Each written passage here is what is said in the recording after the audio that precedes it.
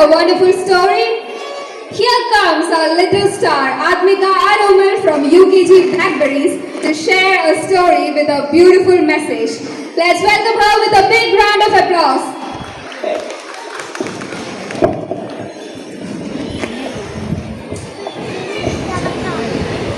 വിശപ്പ് സഹിച്ചവനെ പച്ചവെള്ളത്തിന്റെ മറുപടിയെ കഴിക്കുള്ളെന്നൊരു ചൊല്ലുണ്ട്.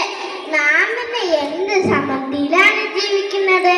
നമുക്ക് ഇഷ്ടപ്പെട്ട ഭക്ഷണം, വസ്ത്രം ആവശ്യാനുസരണം നമുക്ക് ലഭിക്കുന്നു. എന്നാൽ ഇതൊന്നും ലഭിക്കാത്ത ഒരുപാട് കുഞ്ഞുങ്ങൾ നമുക്ക് ചുറ്റും ജീവിക്കുന്നു. അങ്ങനെയുള്ള ഒരു ബാലന്റെ കഥയാണ് ഞാൻ ഇന്നിവിടെ പറയാൻ പോകുന്നത്. എന്റെ കഥയുടെ പേരെന്താണെന്നോ? ആഗ്രഹം.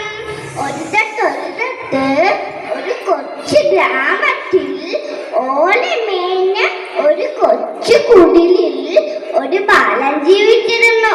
അവന്റെ പേരാണ് കുട്ടൻ. സ്കൂൾ ജീവിതം എന്താണെന്ന് പോലും അവൻ അറിഞ്ഞിരുന്നില്ല. കഷ്ടപ്പാടും ദാരിദ്ര്യവുമായിരുന്നു അവന് കൂട്ട്. ഒരു നേരത്തെ ആഹാരം പോലും കഴിക്കാനില്ലാത്ത അവന് പഠിക്കാനുള്ള ആഗ്രഹം വളരെ വലുതായിരുന്നു.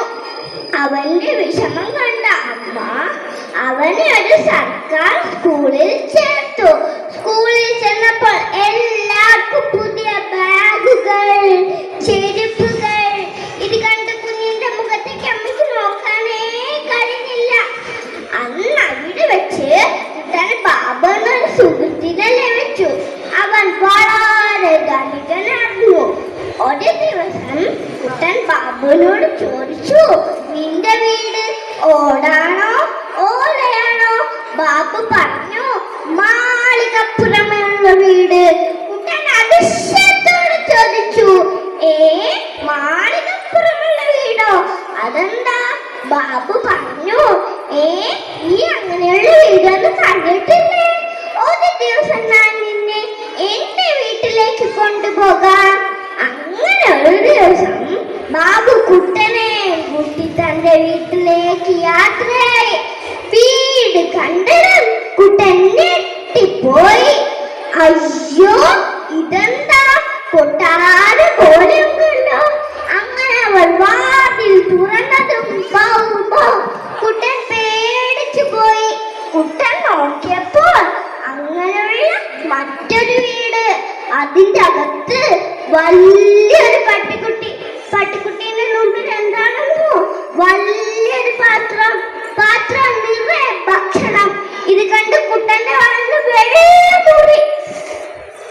ഒരിക്കൽ സ്കൂളിൽ ടീച്ചർ എല്ലാവരോടുമായി ഒരു ചോദ്യം ചോദിച്ചു, നിങ്ങൾക്ക് ഭാവി ആരാകണം? ഇത് കേട്ടതും കുട്ടനൊക്കെ വിളിച്ചു പറഞ്ഞു, എനിക്ക് ബാബുവിന്റെ വീട്ടിൽ പട്ടിക്കുട്ടിയായാൽ മതി.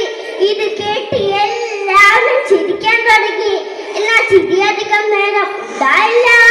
കുട്ടന്റെ അവസ്ഥ മനസ്സിലാക്കിയ കൂട്ടുകാരും അധ്യാപകരും അവനെ സഹായിച്ചു. അങ്ങനെ കുട്ടൻ കഷ്ടപ്പാടിലൂടെ ദാരിദ്ര്യത്തിലൂടെ പഠിച്ചുയരങ്ങളിലെത്തി. കൂട്ടുകാരെ, ഇതിൽ നിന്ന് എന്ത് മനസ്സിലാക്കാം? ആഗ്രഹമുണ്ടെങ്കിൽ മാത്രമേ ഉയരങ്ങളിലെത്താൻ സാധിക്കൂ. കുട്ടന്റെ ജീവിതം നമുക്ക് ഒരു പ്രചോദനമാവട്ടെ. നന്ദി, നമസ്കാരം. That was a fantastic presentation. Keep it up, dear.